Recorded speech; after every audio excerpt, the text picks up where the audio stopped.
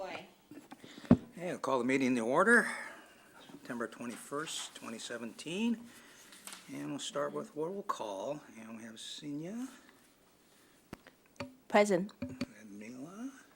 Present. Welcome back. Thank you. And Lauren. Present. All right. And any changes to the agenda, requests or deletions? No, there is the possibility that, that the representative from Vanitas may be running a few minutes late. Oh, So okay. if she isn't here when we're ready to begin that item, I might recommend that you may want to proceed with item number 2, and then we'll go back to number 1 Okay. when Amy Andonian comes. Sounds good. Okay, any oral communications? Hey, It's a quiet meeting. we're by ourselves here. so. I know. Have approval of minutes from the last meeting. And also we'll do two regular meeting and then the retreat. So for the regular Oh. meeting of August 17th, we're going to have approval of those minutes. Have a motion?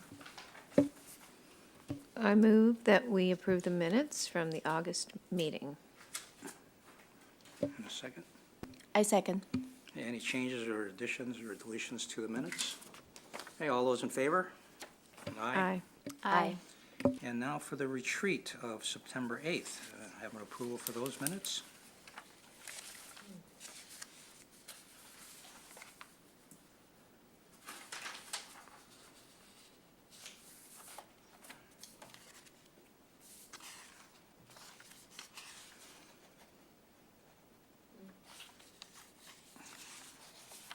Okay, we get an approval? Motion to approve the minutes? I move that we approve the minutes from our retreat in September. Second?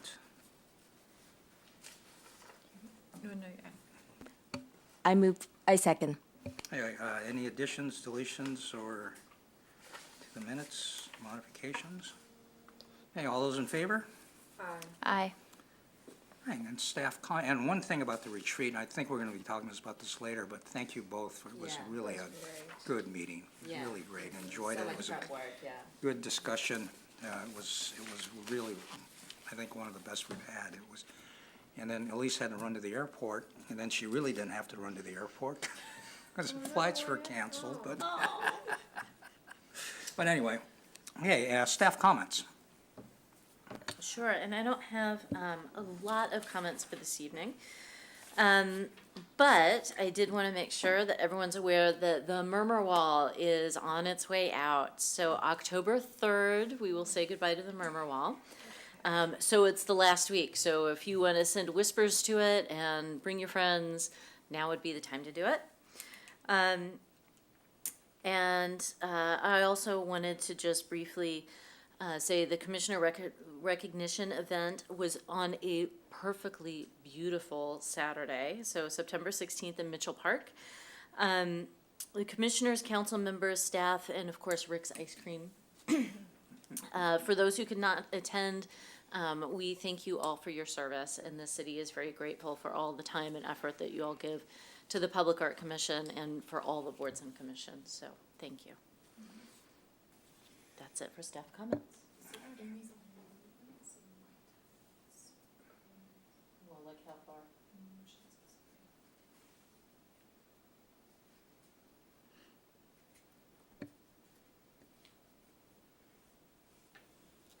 Okay, we'll move on to the action items.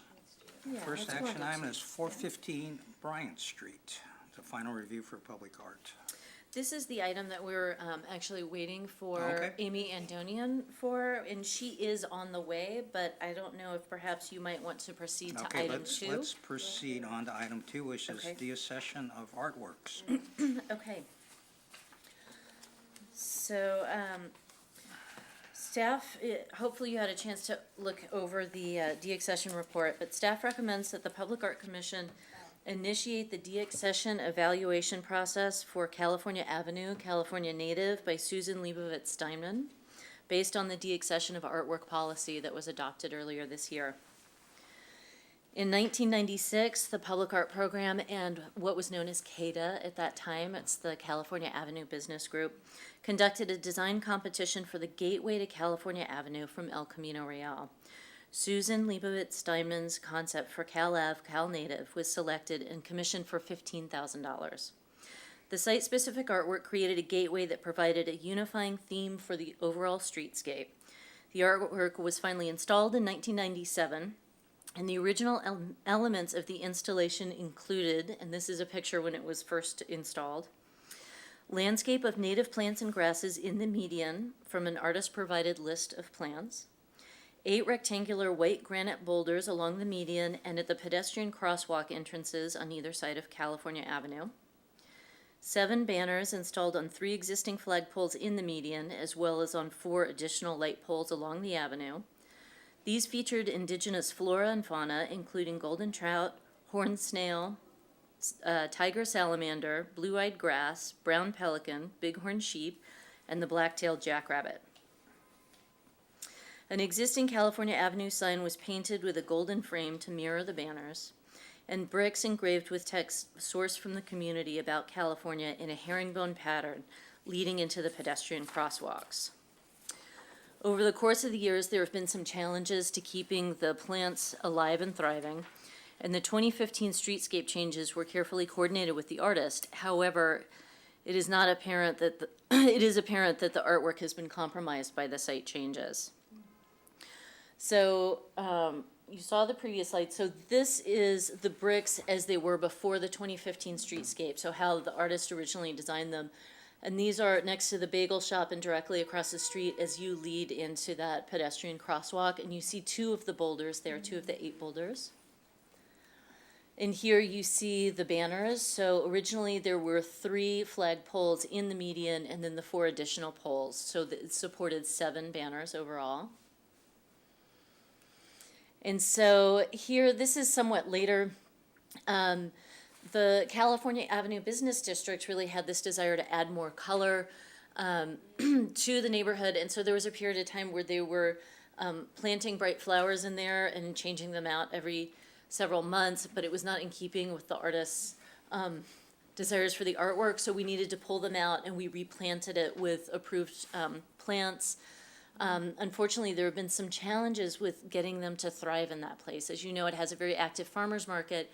And even with that wider median, there were people wanting to walk through there, and so a lot of the plants would get trampled.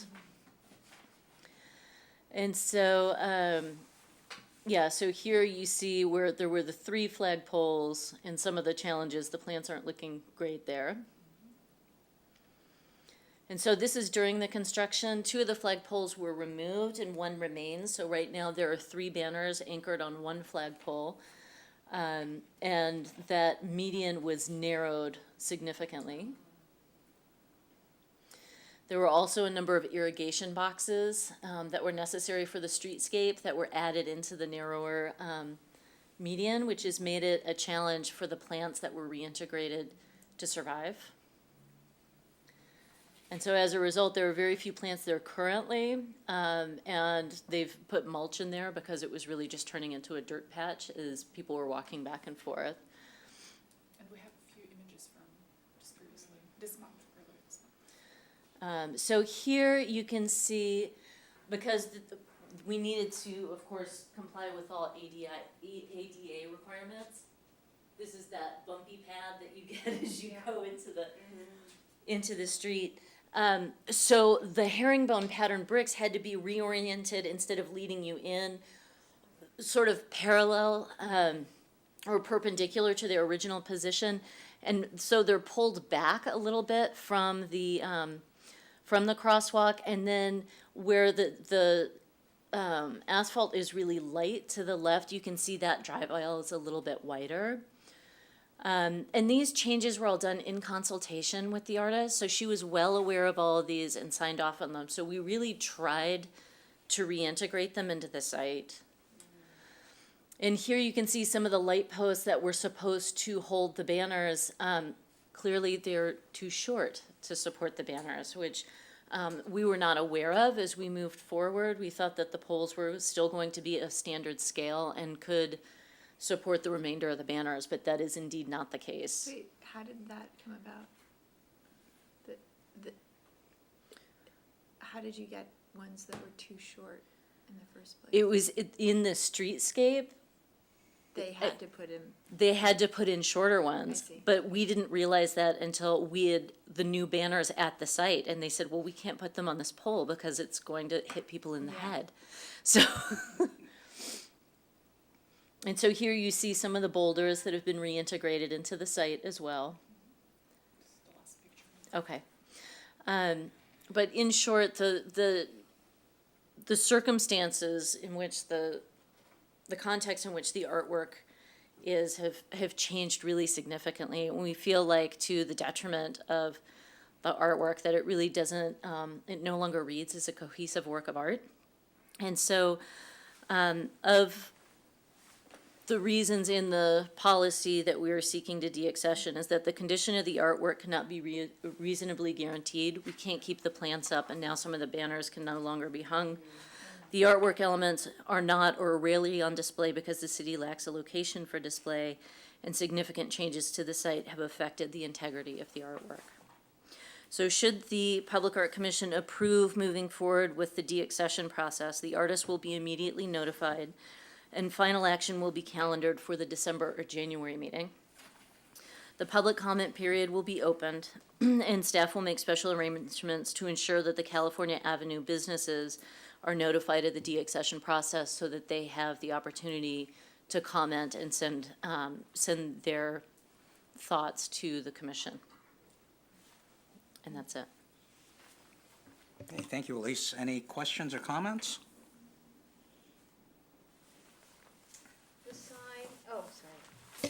the signage is not under our domain, just the gold around the sign. So the signage, as far as we know, is going to stay the same, the California Avenue sign? Well, that's an interesting question. The sign was pre-existing. She only changed the color around the California Avenue. But the California Avenue businesses do indeed want a sign that's a little more eye-catching. And so they are working on a new sign design. And previously, of course, anything that would go into that median, we really had to coordinate with the artist. So, for instance, previously there was a plan through the city when California Avenue was replanting a lot of trees to put a tree in that median, and the artist and the city could not come to an agreement of the type of tree, so no tree went into the median. So there have been a number of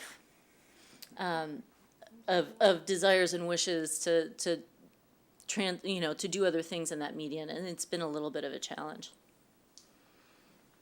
Just a comment I want to make, it was the artist reimbursed for her time during the 2015 remodel of the scape there?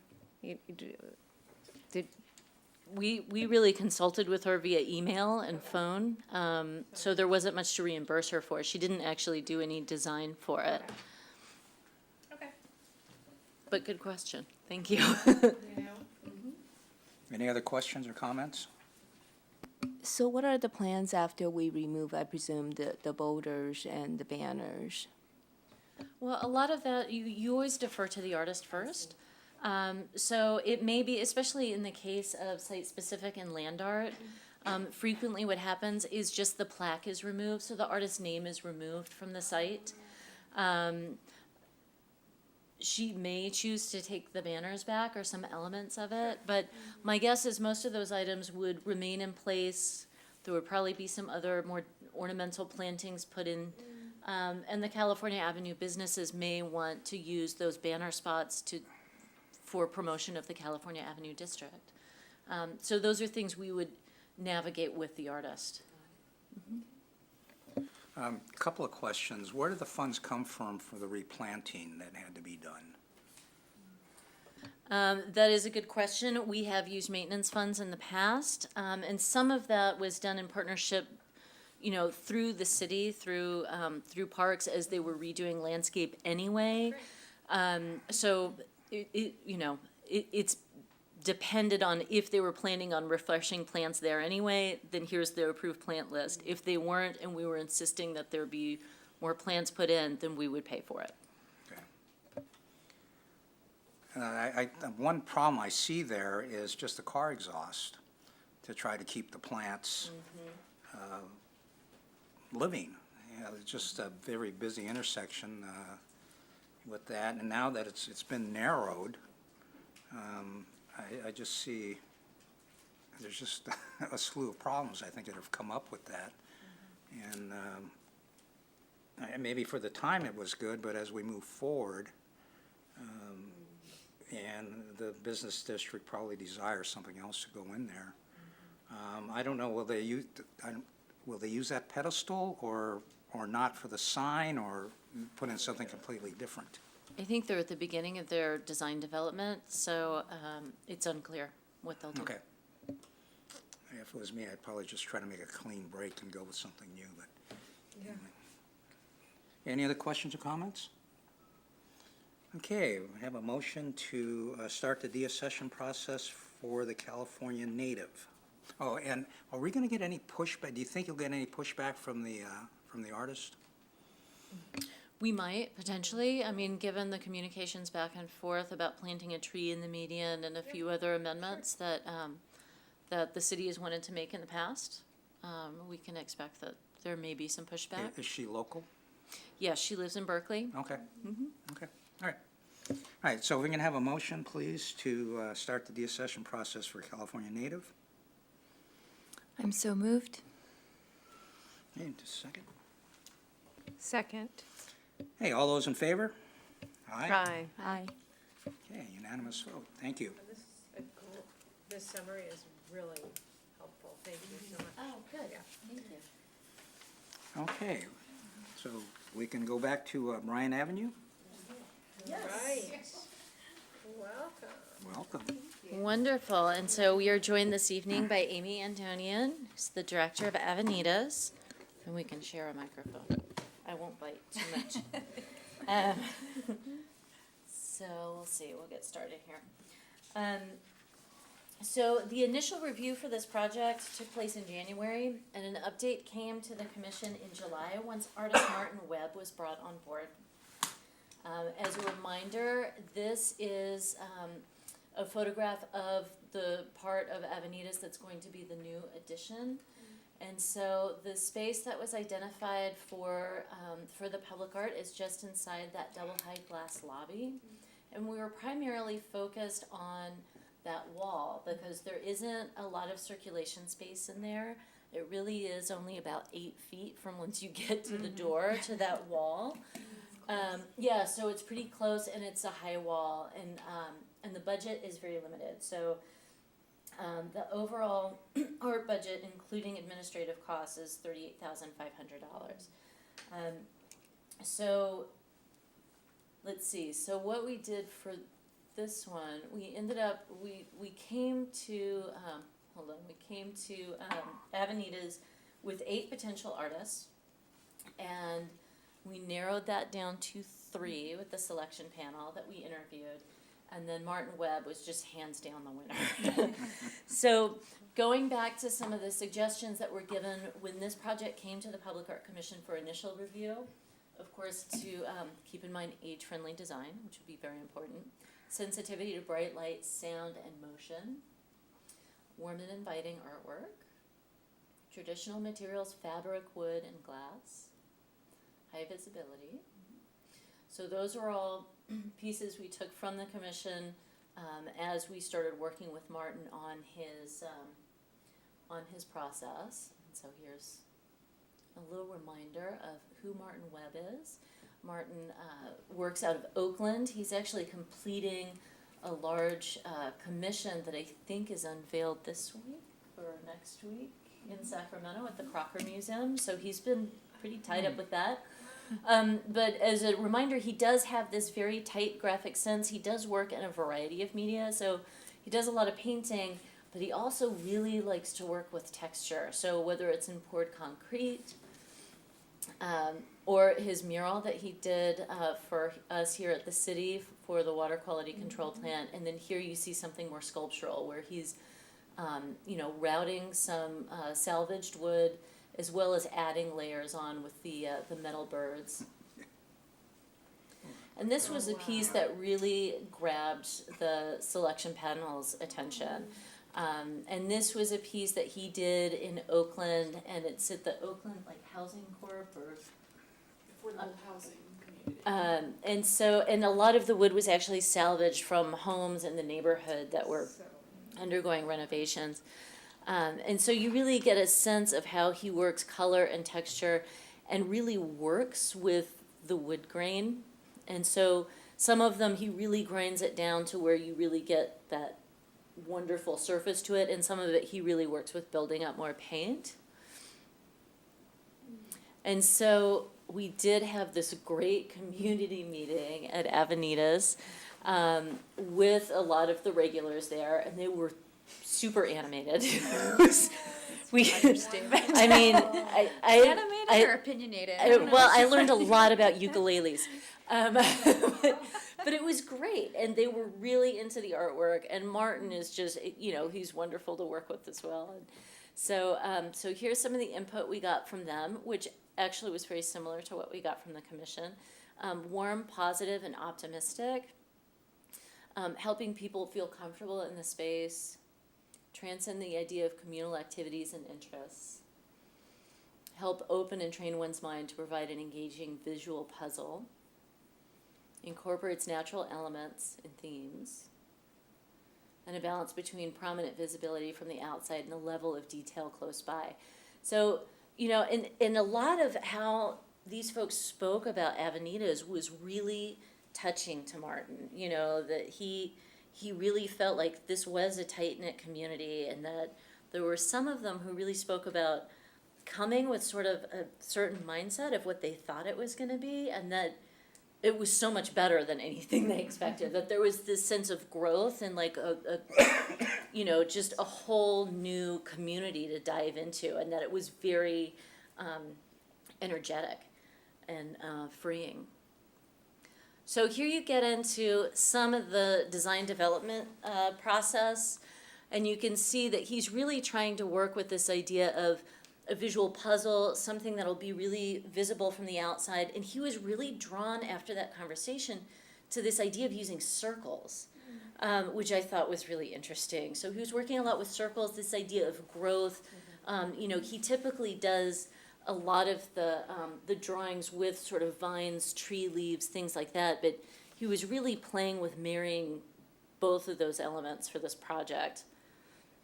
And then here you get some more, and I love on the larger page on the right that you see a lot of the sort of the words that were shared in that stakeholder meeting that he was really trying to keep in mind as he was trying to make these circles more dynamic and being mindful of that large wall, and that it was going to be viewed both across a parking lot and also when you walk in a building, it's going to be right there. So anyway, I thought it was kind of fun to share some of these sketches. I'm not even sure you had seen those. That's cool. So this is the concept that he's come up with for Vanitas, which is really dynamic.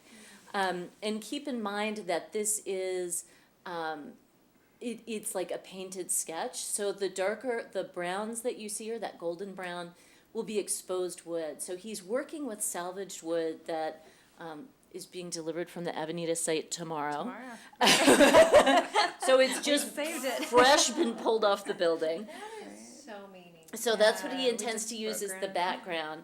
And then you can see he's got that strong horizontal element, and then playing with those circles, but they all have these different stripes to them. So it almost looks like you're trying to decipher some sort of code or message, and that they linger to, they sort of go together like these various communities and groups.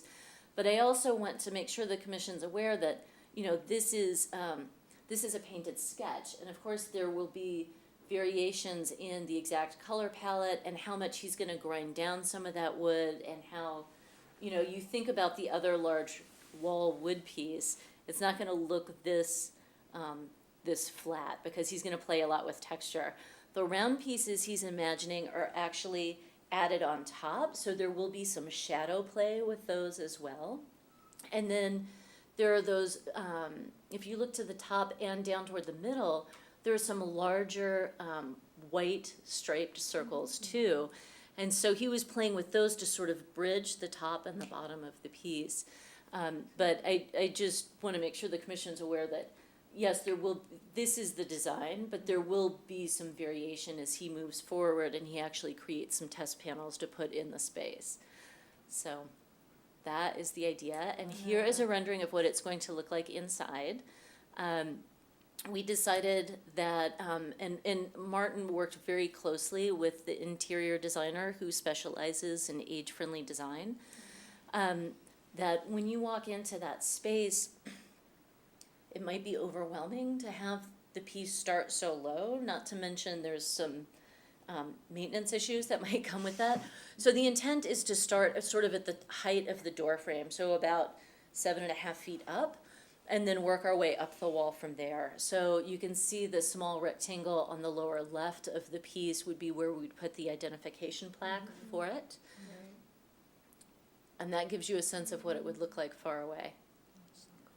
So it's something that definitely, I think, achieves the desires of having something that'll pull people toward the building, really warm up the space, help with some of the sound concerns by having that warm, that wood, but also close up, it would give you something intriguing to look at.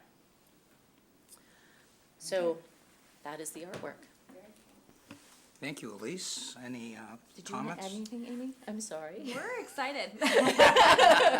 Yeah, it's been really fun to work with the team and with Martin, and I think we're really pleased with the concept we've selected. Welcome, thank you for coming tonight. Thank you. Weren't you, last time you were here, didn't you have to run off to a concert? I did, now I'm late. So. Well, you made up for it, so. It was a great Bruno Mars concert. I bet. Good memory. Hey, any questions or comments? I think it's a beautiful development of the project. It's elegant, and I think it does have the warmth with the natural tones coming out. I also like the darker hues that it's balanced with. So it's not so much a serious feel, but it just feels really elegant, a nice mix. So I'm excited to see it come to fruition. Right, thank you. I really like this project. I think it's such a large vertical space, and how do you handle that? And I think he handled it very well with you got the large vertical part, but then you break it up with the circles, the smaller and the biggest circles, and the colors. And I think it's gonna be stunning once it gets in. And when you see it from the street, I think it's gonna draw you in to want to be able to go in and see it up close to see what it's like. And I like the idea of starting it up higher, because some people just will get overwhelmed visually by that. So I think it's a good, and I like the renderings of further out, it's gonna grab your attention and pull you into it. So I think this is a really good piece for this space, and it's a very challenging space. And I think he's done a wonderful job of filling that space and making it appealing, and not just some big, long, oblong thing hanging there. No, I think he's done a good job. Hey, any other questions or comments? Okay, I'm gonna call for the question. All those in favor? Or excuse me, we need a motion first. So we have a motion to approve this item. I move that we approve the artwork by Martin Webb for the Vanitas Community Center. It's a beautiful piece. Second? I'll second it. Hey, all those in favor? Aye. Aye. Very nice piece. Thank you It's guys gonna be so great. much. Yeah, thank you. Fun, Yeah, good luck. I know. It'll be a fun journey. So is he gonna actually start tomorrow or in the next few days? So we started the demo, it's completely leveled already, so we saved all the wood, so it's gonna get delivered tomorrow to our storage area, and All right. yeah, it's cool. Got my first hard hat tour today. All right. Congratulations. Thank you. Thank you. Good night. Thank you for coming. Hey, we'll go to item 3, which is temporary public art. Oh, great. Wonderful. So, I think previously we had come to the commission with our plans for the next 3 installations on King Plaza. And the commission approved the lineup and approved the funding for Toby Fraley, who is our next one, which will go in at the end of October. So now we are here seeking the approval of funds in the amount of $23,000 for Konstantin Demopoulos's Blue Trees project. And that would be up for approximately 9 months to a year, depending on how long it takes us to develop Megan Geckler's proposal and depending on how the blue pigment is holding up. So we've currently been reaching out to, and do you have some images we can show up of Konstantin's real quick? So just a quick reminder, this is an image from the Blue Trees project. He has done this project all over the world, and it is a non-toxic pigment that is applied to the tree trunks and some of the larger limbs of the trees, and it tends to last between 9 months and a year. And the intent is really to bring attention to the importance of trees and talking about deforestation. We had talked maybe a year and a half ago with Canopy about the potential of doing a project like this in Palo Alto, and they were really excited about it. One of the great things about these projects is that you can use an army of volunteers to help apply the pigment, which makes for some great photo ops, but also a lot of community engagement in these discussions. So he estimates it'll take about a day per tree, and we're looking at doing one of these stands of trees out on King Plaza, which would be 8 trees, 8 days. And so there's a lot of great opportunity for partnership and really getting the word out about the project. As you can imagine, sometimes people see this and have a rather alarmed response. They think, oh my goodness, you're killing these trees. And it's interesting because he said the ones that come up that are really angry, those are the ones he loves to engage, because it's not very long before they realize, oh, he's pro-tree. This is all about saving the trees. And so he has, he's really used to doing this in public. He loves the public engagement process. So he's not an artist who says, okay, well, we want to come in. Can you have me, get me 4 crew members I can work with every day, and let's paint these things. He said, how many school groups can you get in here? How many, volunteers can you get in? Can we work with Canopy and whoever your local tree groups are? And so we've gotten sign off from Urban Forestry on the project. We're working with our stormwater folks to make sure that they're all comfortable with it. I think, yeah, so this one's in Gainesville. I was going to say it looks a little like the Sacramento one, but it's not the Sacramento one. But he's done this in many places. Look at the colors of the leaves there. Yeah. That's stunning. But it's that same sort of shocking blue, that beautiful cobalt blue. So it will be really striking. And so it's $20,000 for the commission, and then right now we're estimating about $3,000 for scissor lifts and various things we're going to need to make it happen. Yep, logistics. Okay, any questions or comments? Thank you, Elise. Yes. Once it's applied, is it dry to the touch or is it powdery?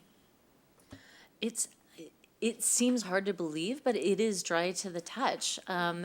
Interestingly enough, you see like images of people leaning up against the trees, and we haven't heard any accounts of, oh, don't let people lean on the trees or anything like that. So Nadia's been calling a lot of people, asking a lot of questions. So yeah, it seems pretty hardy. Do you want to add on? Yeah, just a quick note that I had a really lovely conversation with Ray in Sacramento, and they had the best experience working with the artist and his team, and just the public feedback was overwhelmingly positive. So they were really happy with how the project was initiated, the whole public engagement element of it, and just how the project withheld throughout, I think, almost 2 years in Sacramento. So it's a huge draw to that area.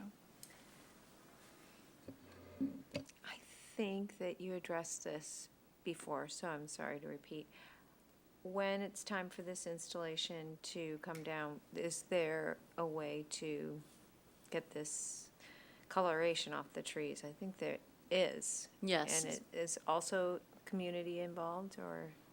It involves a power washer. I don't think we Oh. want community involved in that, but. Okay, thank you. But yeah, the answer is yes. With a medium pressure power wash, we should be able to remove it without negatively impacting the trees. And that's one of the things that our arborist asked of the artist to provide us. Okay, thank you.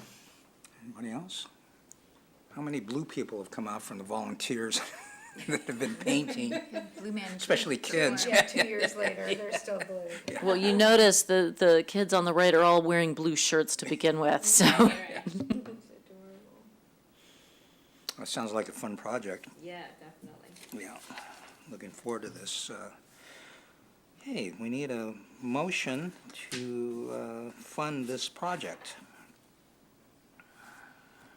I'll make a motion to allocate the funds in the amount of $23,000 for the Blue Trees project. I second. Hey, call for the question. All those in favor? Aye. Aye. Opposed? Abstain? And the motion passes unanimously. And now the next item is adoption of priorities for 2017-18, and this was discussed at our retreat.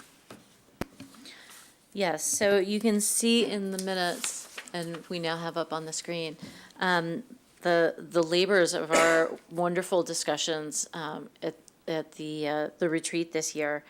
And so these were the priorities that came about from the previous year. Some of them, the first one, completing the murals and percent for art and private development policy revisions, are kind of a carryover from last year's priorities. So it's a little bit of housekeeping, but it's important to get done. Staff capacity, of course, we need some support on that because the workload's really increased. Commissioners as active ambassadors for the program, you all knocked it out of the park last year. I mean, with code art and all the various, things we circled back, like, can you help us find funding? Can you help us find volunteers? You all just killed it for us, so thank you so much. And it was interesting that I didn't anticipate this coming out of the retreat, but I think it makes perfect sense to focus on exploring mobile applications once again. I think the last time we looked at it, it was a little bit limited and the opportunities weren't quite there. But after we discussed it at the retreat, I think it became evident that that we ought to reevaluate that. So that I think that was an interesting takeaway, and I'm really excited about it. And also, we talked a lot about temporary public art and increasing the locations, but also, when possible, trying to incorporate more interactive and performance-based projects. I think a lot of that was based on the success and the excitement of code art, and so it's always a challenge when you have things that are interactive, but we will always continue to look out for those opportunities. And Vice Chair Miyagi, did you want to add anything to that from the retreat discussion? Other than what we discussed earlier, that I thought it was very well run and a lot of conversation in the retreat, and there was talk about possibly doing it semi-annually, so we talked about that as well. But I think one of the exciting things would be some sort of mobile applications that we can get out, and it would be really nice to have people walk around looking at their phone even more about public art. Yeah. So, with that. And one other thing I'd like to add is the third bullet about active ambassadors. And I think you and I talked about this briefly years ago, but having name tags for the commissioners with our new logo on it, I think would be, and that way people can tell us from the normal people, with name tags. So maybe that's something we can look into. I think we can handle that. Any other comments or questions about the retreat?